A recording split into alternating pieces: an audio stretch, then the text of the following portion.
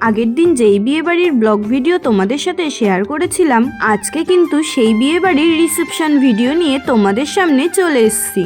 ঘুরে চলে গিয়েছিলাম অন্নপ্রাশনে, আর সেই ভিডিও কিন্তু অলরেডি তোমাদের সামনে পোস্ট করে দিয়েছি। আর এই যে রাত হতে না হতেই এখন কিন্তু আমরা বর বউ দুজনাই রেডি হয়ে গেছি বিয়ে বাড়িতে যাব বলে। তোমরা কিন্তু ভিডিওটা একদমই কন্টিনিউ করতে থেকো। চলো তাহলে আর বেশি কথা না বলে এখন কিন্তু আমরা বেরিয়ে পড়ি।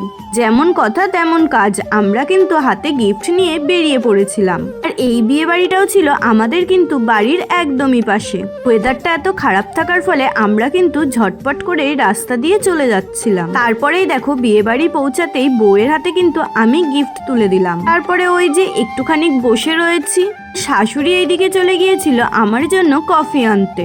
ডেকোরেশনটা কত সুন্দর করে সাজিয়েছে সেটাই কিন্তু তোমাদেরকে একবার দেখিয়ে দিলাম। তারপরেই তো শাশুড়ি কফি নিয়ে হাজির। আর এইদিকে দেখো ফুচকা স্টলও কিন্তু বসেছিল, কিন্তু সত্যি বলতে আমি কিন্তু ফুচকাটাকে একদমই অ্যাভয়েড করেছিলাম। তারই পরে দেখো আমার কিন্তু খুব গন্ডগোল বেঁধে গিয়েছিল। তোমরা কি সত্যি ভাবলে?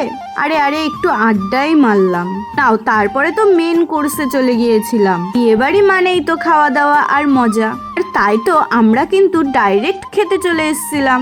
বর আমার লেগ পিস পেয়ে খুবই খুশি। আর এইদিকে দেখো আমি কিন্তু মাছ নিয়ে নিয়েছিলাম। শ্বশুর শাশুড়ি বর চারজন মিলেই কিন্তু আমরা একসাথে খেতে বসেছিলাম। হ্যাঁ, দুপুরবেলা নিমন্ত্রণ খেয়ে ঠাকুমা কিন্তু একদমই আসতে পারেনি রাতের এই বিয়ে বাড়িতে, তাই তো ঠাকুমা রয়েছে বাড়িতে। আর এইদিকে দেখো আমরা কিন্তু খুশি মনে এখন খাওয়া দাওয়া করে নিচ্ছি। শেষ পাতে দেখো চাটনি, মিষ্টি, পাঁপড় সবকিছু পড়ে গিয়েছিল। আর তারই পরে পেয়ে গিয়েছিলাম আইসক্রিম, সেটা কিন্তু ভিডিওতে নিতে আমার একদমই মনে ছিল না। খাওয়া দাওয়া সেরে বাইরে এসে দেখি বর বউ কিন্তু এখন ফটোশুট করতে ব্যস্ত। তাই তো এখন আর বেশি কথা না বলে আমি কিন্তু বাড়ি চলে যাব। আর আজকের মতন ভিডিওটা এখানেই শেষ করব।